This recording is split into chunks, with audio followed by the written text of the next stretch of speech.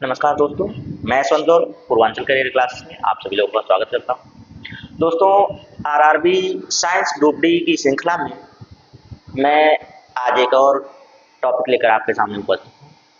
जितनी भी टॉपिक्स मैंने आपको दी हैं उसमें से आशा करता हूं कि सारी की सारी टॉपिक्स लगभग आपने तैयार कर लिया होगा अभी तक, क्योंकि उसमें कोई भी ऐसी टॉपिक नहीं है जो अन्यथा है और जो कहीं ना कहीं छोड़ने लायक है। किसी भी चीज़ में छोड़ने लायक कोई भी टॉपिक उसमें से नहीं है, क्योंकि मैंने आपको अन्यथा कुछ बताया ही नहीं है। जब अन्यथा नहीं है तो आपके पेपर की दृष्टि से बहुत ही महत्वपूर्ण हो जाता है। अब दोस्तों चलते हैं हम लोग एक नए टॉपिक को लेके, जिसमें आप देखेंगे कि जैसे आपने देखा, सबसे पहले साइंस देखा। साइंस की कई शाखाएं बांटी गई। साइंस देखा तो साइंस की कई शाखाओं साइंस को कई शाखाओं में बांटा गया। तो साइंस को कई शाखाओं में बांटा गया तो सबसे पहले आया आपका बायोलॉजी, दूसरा आया फिजिक्स, तीसरा आया केमिस्ट्री, जो कि आपकी मेन शाखाएं हैं। इन्हीं शाखाओं के अंतर्गत सारी चीजें मिलती हैं आपको। तो उसमें से मैंने आपको बताया था बायोलॉजी। बायोलॉजी जो होता है वो होता है आपका जीव विज्ञान, आप लोग जानते ही हैं। तो जीव विज्ञान जब आप जानते हैं तो उसके जनक भी जानते हैं। जनक को आप जानते हैं अरस्तु हैं, ठीक है। तो अरस्तु को आपने देखा। अरस्तु के बाद अरस्तु के ही एक शिष्य आते हैं जो जिनका नाम होता है थियोफ्रेस्टस। अरस्तु के शिष्य का नाम क्या मिलता है? थियोफ्रेस्टस। लेकिन पहले तो ये देखा जाए कि जो बायोलॉजी है उसे कितनी शाखाओं में बांटा जाता है। तो बायोलॉजी को भी मुख्यतः 2 शाखाओं में बांटा जाता है। मुख्यतः की बात कर रहा हूँ, मेन। उसके बाद बहुत सारी शाखाएं हैं। शाखाओं को कितना हम लोग बताया जाए, तो 2 शाखाओं में बांटा गया है। 2 शाखाओं में बांटने के बाद फिर एक होता है जूलॉजी, दूसरा होता है बॉटनी। तो जूलॉजी का मैंने बताया आपको कि जूलॉजी के जनक आपके फिर से वही अरस्तु ही मिलते हैं। लेकिन आता है आपका वनस्पति, यानी कि वनस्पति विज्ञान या बॉटनी। बॉटनी के जनक आपके जो अरस्तु हैं, अरस्तु महाराज के ही शिष्य थियोफ्रेस्टस मिलते हैं। थियोफ्रेस्टस को ही वनस्पति जगत का क्या कहा जाता है? जनक कहा जाता है। तो चलिए शुरू किया जाए। आज की जो समरी है यही होगी कि वनस्पति के बारे में हमें जानना होगा, बॉटनी के बारे में। लीजिए, ये आ गया आपका पेज पर चलते हैं आपको लेकर। आज हम कलर चेंज करते हैं, ये कलर लेते हैं, ठीक रहेगा। चलिए, तो ये देखिए, अब मैं कहूँ आपको तो फिर से एक बार डायग्राम दिखा ही दूँ आपको। तो ये जो आपका पहला है ये होता है साइंस। पहली टॉपिक क्या होती है? साइंस। अब ये साइंस के बाद साइंस को हम लोग 3 भागों में दिखाते हैं। कितने भागों में दिखाते हैं? 3 भागों में दिखाते हैं। तो पहला भाग जो बनता है आपका, ये बन जाता है, देखिए। तो पहला भाग आपका बन जाएगा बायोलॉजी। बायोलॉजी को हरे कलर से देखते हैं तो क्या बन जाएगा? बायोलॉजी। ये पहली टॉपिक। दूसरी टॉपिक क्या बनती है आपकी? तो दूसरी बनती है फिजिक्स, जो सबकी हालत खराब कर देती है। तीसरे नंबर पर आती है केमिस्ट्री। केमिस्ट्री भी कम नहीं है, हिस्ट्री केमिस्ट्री बड़ी बेवफा है। तो क्या कहते हैं कि हिस्ट्री केमिस्ट्री बड़ी बेवफा है, रात को याद करो दिन को सफा है। तो ऐसी कोई बात नहीं है, ये बस आपको उलझाने की बात है। जब आप आलस का कार्य करते हैं तो आपको ये ऐसा लगता है, लेकिन इतनी इंटरेस्टिंग टॉपिक है। जब आप पढ़ना शुरू करते हैं, जब आप इनके बारे में जानना शुरू करते हैं, तब आपको लगता है कि ये यार ऐसी चीज है, क्या बात करते हैं। दैनिक जीवन में ऐसा उपयोग होता है इनका, आपको समझ में ही नहीं आएगा। तो ये बेवफा नहीं हो जाती हैं, आपके लिए वफा करना शुरू कर देती हैं, यानी आपके लिए बहुत ही अच्छा कार्य करना शुरू कर देती हैं। तो चलिए, आपको तीनों दिख गई। मैं बहुत ज्यादा समय तो लूंगा नहीं, बहुत ज्यादा समय आपका लूंगा नहीं। तो एक काम करता हूँ, इसको थोड़ा सा आगे बढ़ाता हूँ। तो आज फोन की झड़ी लगी हुई है, थोड़ा सा इंपॉर्टेंट काम है, इसलिए थोड़ा जल्दी जाने का कष्ट करेंगे आज हम। तो ये रही आपकी टॉपिक बायोलॉजी। बायोलॉजी को हम फिर से 2 शाखाओं में बांटते हैं। कितनी शाखाओं में? 2 शाखाओं में। एक बनता है आपका जूलॉजी और दूसरा बन जाता है आपका बॉटनी। क्या बन जाता है? बॉटनी बन जाता है, ठीक है, ये बन जाता है। तो जब ये बॉटनी बन जाता है तो अब बताइए, बॉटनी, मैंने मेन शब्द रख दिया इसका, बॉटनी हो गया। अब इसमें से ये होता है जंतु विज्ञान। जंतु विज्ञान आप जानते ही हैं भाई, इनके कौन है? अरस्तु है जनक। जनक कौन है? अरस्तु है। तो फिर इसके बाद आता है बॉटनी। बॉटनी के जनक कौन बनेंगे? तो इसी के बारे में हमें आगे देखना है। सबसे पहले इतनी चीजें मैंने आपको रूपरेखा के रूप में बताया है, उसे छोड़ते हैं। तो अब चलते हैं हम लोग अपने मेन टॉपिक पे। मेन टॉपिक हमें आज क्या देखना है, तो हमें मेन टॉपिक देखना है बॉटनी। ये देखिए, बाकी सारी चीजों को ऊपर कर दिए। तो ये बॉटनी, बॉटनी का मतलब क्या होता है, वनस्पति, वनस्पति विज्ञान, ठीक है, वनस्पति विज्ञान। अब ये जो वनस्पति विज्ञान है, ये होता क्या है, सबसे पहले इसकी परिभाषा देखें, परिभाषा के बाद इसकी उत्पत्ति के बारे में देखते हैं। कि पहले उत्पत्ति देखते हैं, चलिए उत्पत्ति देखते हैं। तो सबसे पहले ये कहेंगे कि इसके जनक कौन है, तो इसके जनक अरस्तु के शिष्य, अरस्तु के शिष्य, अरस्तु के शिष्य कौन है भाई, तो थियोफ्रेस्टस नामक वैज्ञानिक, थियोफ्रेस्टस नामक वैज्ञानिक इसके क्या हैं, थियोफ्रेस्टस वनस्पति के जनक हैं, बॉटनी के जनक हैं, ठीक है। तो कौन जनक है, अब आपको समझ में आ गया होगा कि ये थियोफ्रेस्टस है और ये बॉटनी है, ये बन गए इसके जनक, ठीक है, समझ आया आपको। अब बॉटनी के जनक थियोफ्रेस्टस, जो कि अरस्तु के शिष्य हैं, इन्होंने अपनी पुस्तक एक लिखी थी जिसमें हिस्टोरिया प्लांटेरम है, क्या नाम है उसका, हिस्टोरिया प्लांटेरम में वनस्पति जगत के बारे में पूरी जानकारी, पूरा अध्ययन दिया, एक पुस्तक लिखी थी इन्होंने। तो इनकी पुस्तक कौन सी है भाई, इनकी पुस्तक है हिस्टोरिया प्लांटेरम, क्या नाम है इसका, प्लांटेरम, ठीक है, ये इनकी पुस्तक का नाम है। इसी में इन्होंने सारी चीजें बताई हैं कि वनस्पति जगत है क्या, वनस्पति जगत की परिभाषा, वनस्पति जगत के भाग, वनस्पति जगत के अंग, वनस्पति जगत के का वर्गीकरण, अर्थ, सामान्य अर्थ, बड़ा बृहद अर्थ, मतलब जितनी भी चीजें हैं सारी चीजें इन्होंने बताया है उस पुस्तक के अंतर्गत। किस पुस्तक के अंतर्गत, ये जो आपके सामने दिख रही है, हिस्टोरिया प्लांटेरम, ठीक है, हिस्टोरिया प्लांटेरम इनकी बुक हो गई। अब जरा उत्पत्ति के बारे में देख लेते हैं, वनस्पति जगत की उत्पत्ति।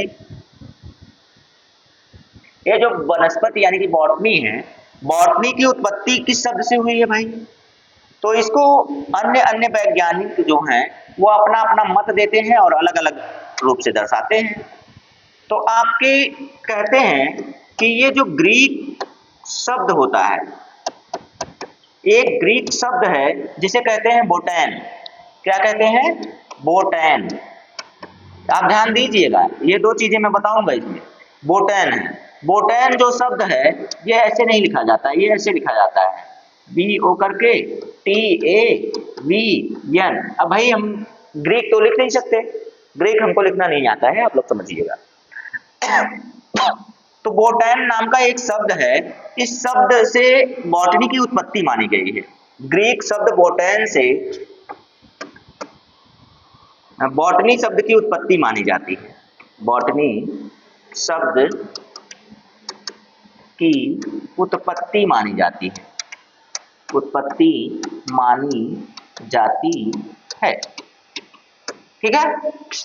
लेकिन इसमें अभी थोड़ा सा संशोधन और करना है। क्या संशोधन करना है कि ये जो बॉटनी इन्होंने बोटैन शब्द दिया, इसका शाब्दिक अर्थ क्या है, तो यहां लिखिए बोटैन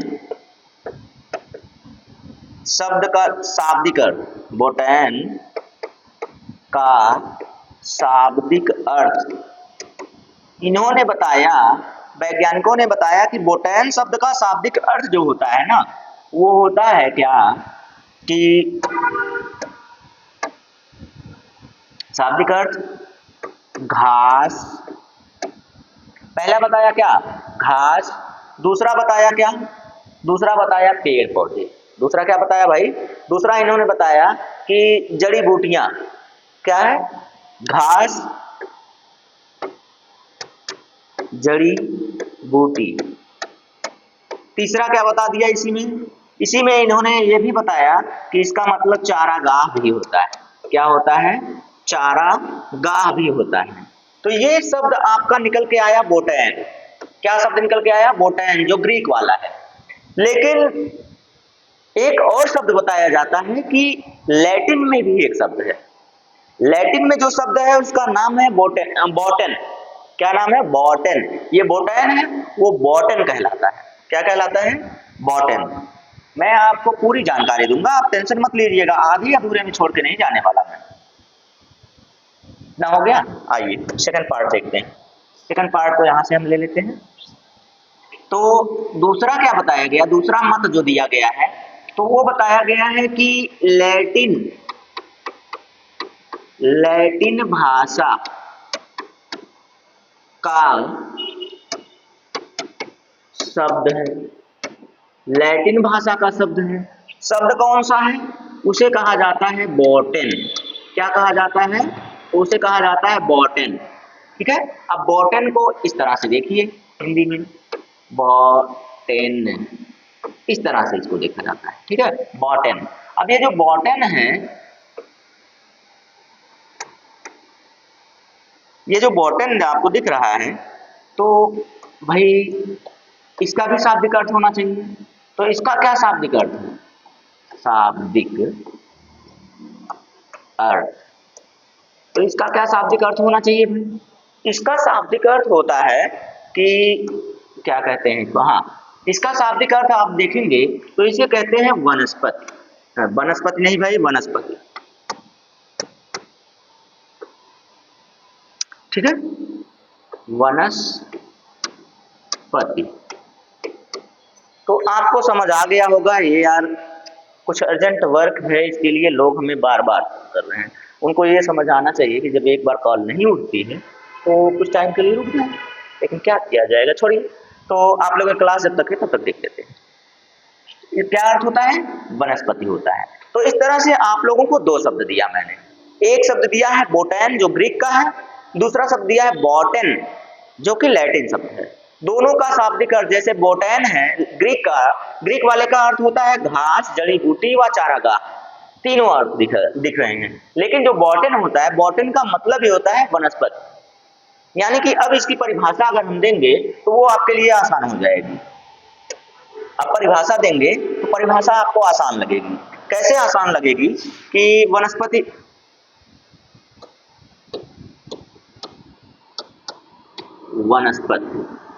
विज्ञान। अब इसकी जब हम परिभाषा देंगे आपको तो समझ में आ जाएगी। क्या समझ में आएगा आपको? देखिए, लिखते चल रहे हैं, बोलते चल रहे हैं। विज्ञान की वह शाखा,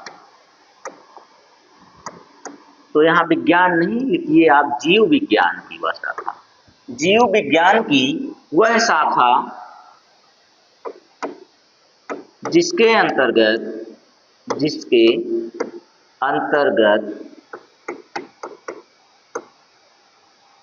हम सभी पेड़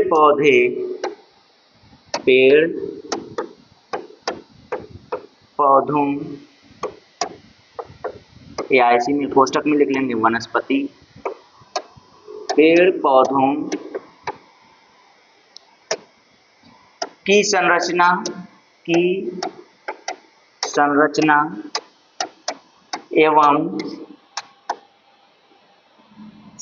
एवं कार्यों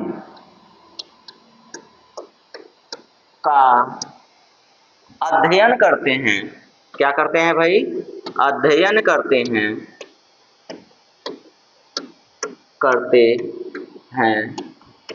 उन्हें क्या कहते हैं? तो उसे वनस्पति विज्ञान कहते हैं।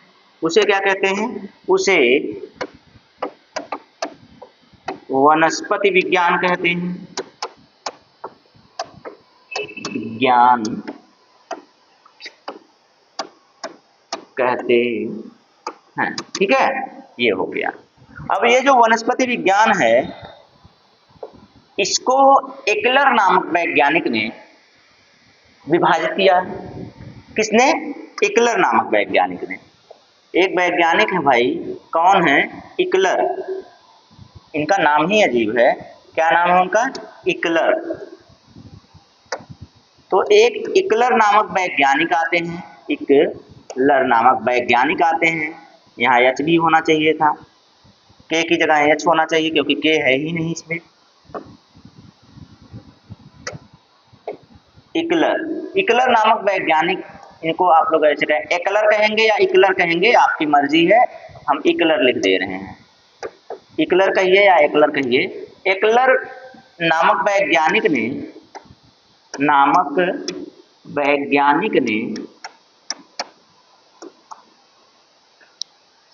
पुष्प के आधार पे, पुष्प एवं बीज के आधार पर, बीज, पुष्प एवं किसके आधार पे भाई?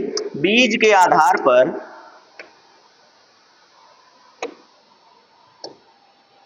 बीजों के आधार पर वनस्पतियों का वर्गीकरण किया। वनस्पतियों का वर्गीकरण किया।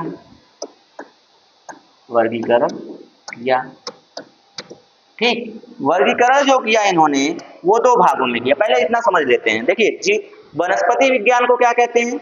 जीव विज्ञान की वह शाखा, जीव विज्ञान की वह शाखा जिसके अंतर्गत सभी पेड़ पौधों की संरचना, वर्गीकरण एवं कार्यों का अध्ययन किया जाता है। संरचना, वर्गीकरण एवं कार्यों का अध्ययन किया जाता है, उसे हम लोग वनस्पति विज्ञान कहते हैं। ठीक है। फिर उसके बाद एकलर नामक वैज्ञानिक आते हैं जो वनस्पतियों को वर्गीकृत करते हैं। तो वर्गीकृत करने के लिए इन्होंने आधार बनाया, पुष्प और बीजों को आधार बनाया। पुष्प और बीजों को आधार बनाते हुए इन्होंने दो भागों में बांटा। कितने भागों में? पहले दो भागों में बांटा, उसके बाद आगे देखिएगा, नहीं तो कहेंगे आप कि सर जी गलत बता रहे हैं। ध्यान से समझिएगा, उसके बाद कुछ टिप्पणी कीजिएगा। ठीक है। कितने भागों में? दो भागों में। दो भाग कौन कौन से हैं? एक आपका होता है क्रिप्टोगेम्स, दूसरा होता है फिनरोगेम्स। क्रिप्टोगेम्स और फिनरोगेम्स, दोनों समझिए। अपुष्पोद्भिद और पुष्पोद्भिद, तो इसे कहते हैं अपुष्पोद्भिद। ठीक है। और दूसरे को कहते हैं पुष्पोद्भिद।